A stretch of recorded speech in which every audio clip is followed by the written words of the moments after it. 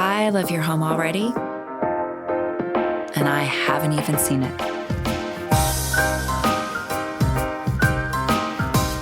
Does that sound crazy? It's not.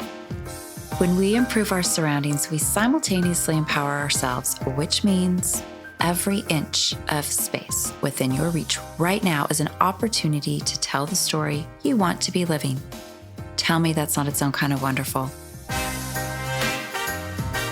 I have spent the last 15 years consulting clients and their homes through the wisdom of Feng Shui, intentional design, and some crystal clear communication.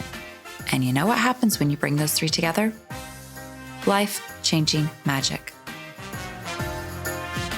Your home is already in a conversation with you, so why not learn how to merge that awareness with some simple, straightforward, and smart action to co-create the life you want?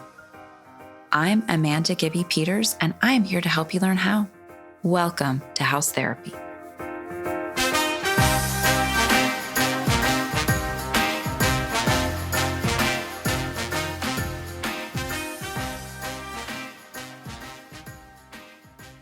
If I share a post on Instagram and it performs quote unquote well, it is also often going to receive a few discounting comments, usually along the lines of discrediting whatever shui that I've shared actually works. And while it is true that often there are many variables that need to be considered for Feng Shui to fully be optimal, today I want to share a handful of tips that I share all the time that are actually also backed up by professionals in industries that aren't shui adjacent, at least not intentionally, when they make these same recommendations and their findings known. I often say that Feng Shui is in our DNA, and that's what this conversation today is all about. So first up, location, location, location. Am I right? Just like your realtor, Feng Shui agrees.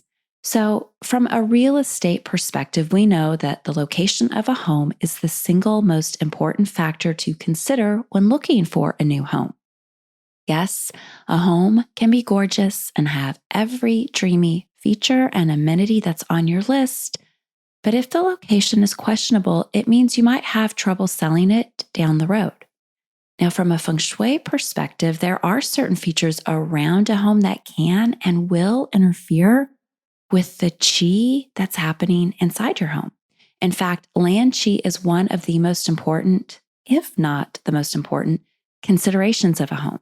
So, for example, if the home is, say, near a cemetery or a bunch of utility poles or alongside a highway or a really busy road, I might advise my client to look somewhere else. And this is the part where realtors and shui practitioners agree. While you can change practically everything else about a home through renovations, upgrades, and a little TLC, tender love and chi, you cannot change its location. Okay, next up. We've all heard a realtor also say curb appeal.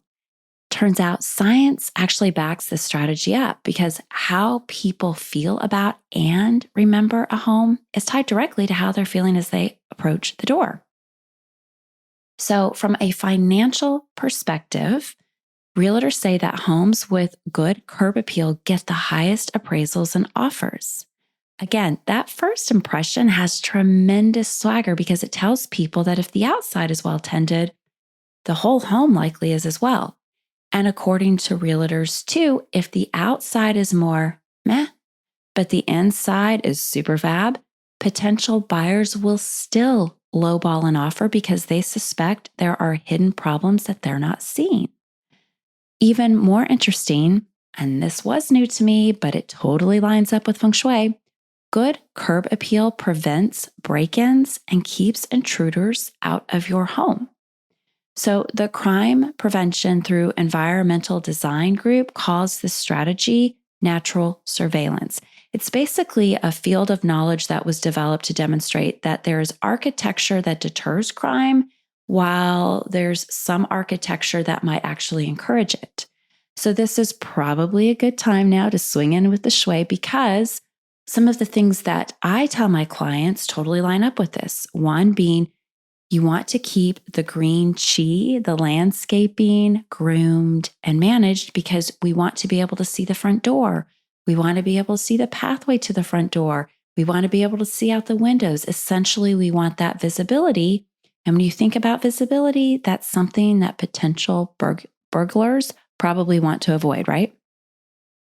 Also, a lot of times in Feng Shui, we work with light because it's a way to eliminate unwanted energy. So by having those porch lights and yard lights on, we're not only lifting the land chi, it's also discouraging unwelcome guests. A few other things that we talk about putting outside a home: bells, wind chimes, motion sensor lights. Sometimes we talk about having gravel pathways, a solid door. Again, all things that we work with to lift the energy of the property. Turns out there are also security measures for the home. Finally, when a home feels alive and welcoming, it suggests that life is thriving inside. And while nothing is ever going to be a complete inoculation, a robust chi factor inside decreases the chances of unwanted energy coming your way.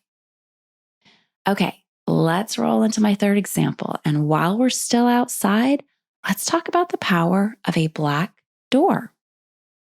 So let me first remind everyone that the front door in Feng Shui is known as the mouth of Qi. This is the space where we welcome opportunities, possibilities, and auspicious luck our way. And this is why the front door is considered a power spot of the home.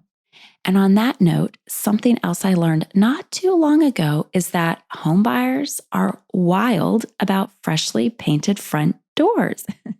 Who knew? And how's that for a reason to love up on yours? In fact, there was a recent study done by Zillow that found that this one upgrade will add thousands to the final sales price of a home.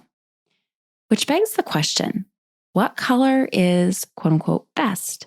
Well, it turns out the clear winner is black, jet black. This color generates the biggest price difference, netting over $6,000 more for a home with any other door color. So what does this have to do with Feng Shui? That's a fantastic question. Well, not all schools of Feng Shui agree about the black door. Some will prefer that you choose a color that matches the colors associated with the direction your front door faces. However, when it comes to the 5 elements, black is the color of water, and water is the element that speaks to fortune and flow. So it tends to pair well with the front door and all that mouth of Qi prowess.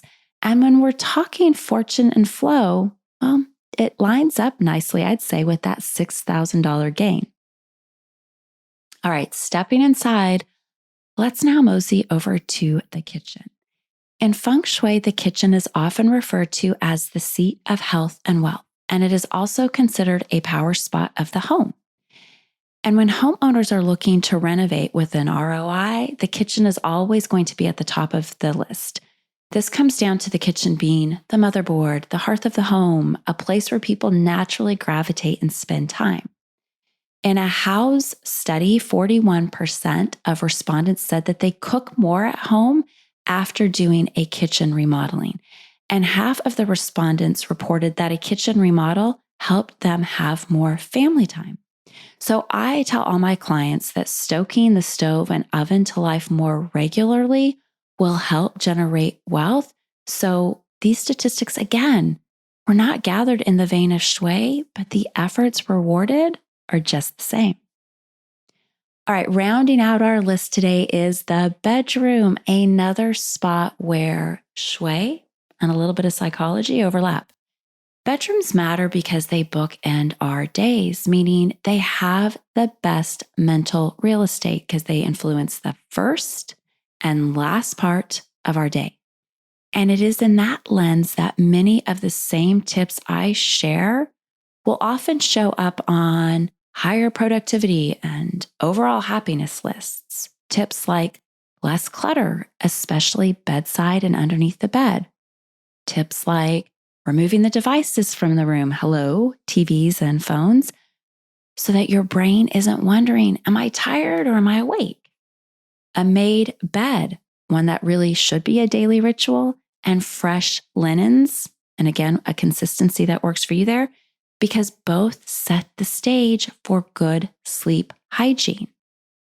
A clean room, because it eliminates distractions, it reduces anxiety and perpetual feelings of overwhelm. Or in my world, this comes down to giving yourself some well-deserved self-hospitality.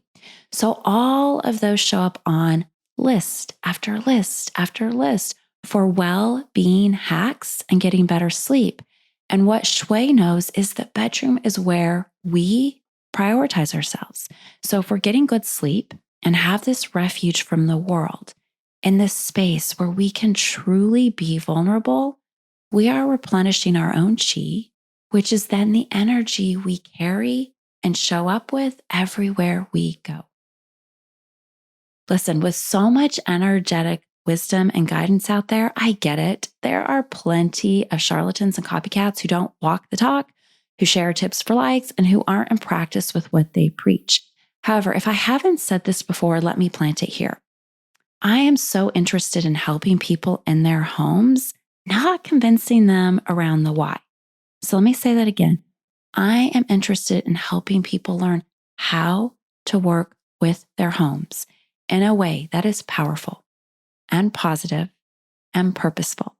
And my very logical, practical brain likes proof. So I am also interested in sharing what I know works from my own personal practice, as well as the experience of working with clients for over 15 years, as well as the experience from other studies and observations that lend to overall life improvement. So let me share one more thing I say to every single client of mine. This work isn't a panacea. It's not transactional, and it's probably not going to work the way you think it will. But, and you know I like a big but, when you look back in 3 months, half a year, even a year from now, you will notice how things started shifting and how whatever shui you put into play got you on higher ground. And if you manage to turn it into a lifestyle, a practice, becoming more fluent in it, well, anything that comes your way is going to feel less worrisome and more like something within your wheelhouse to navigate well. And just like that, it's another episode wrap. A million thanks for being here and listening today. And if you're not quite ready for this conversation to end, come find me on the gram. I'm at Amanda Gibby Peters, or grab a copy of my book, Simple Shui for Every Day, available at Amazon and Bookshop and anywhere you get your books. And if you want to work with me, check out simpleshui.com for all the ways we can make that happen. Cheers to marvelous week, sweets, and I hope to see you back here in a week. Until then, give that house of yours some big love for me.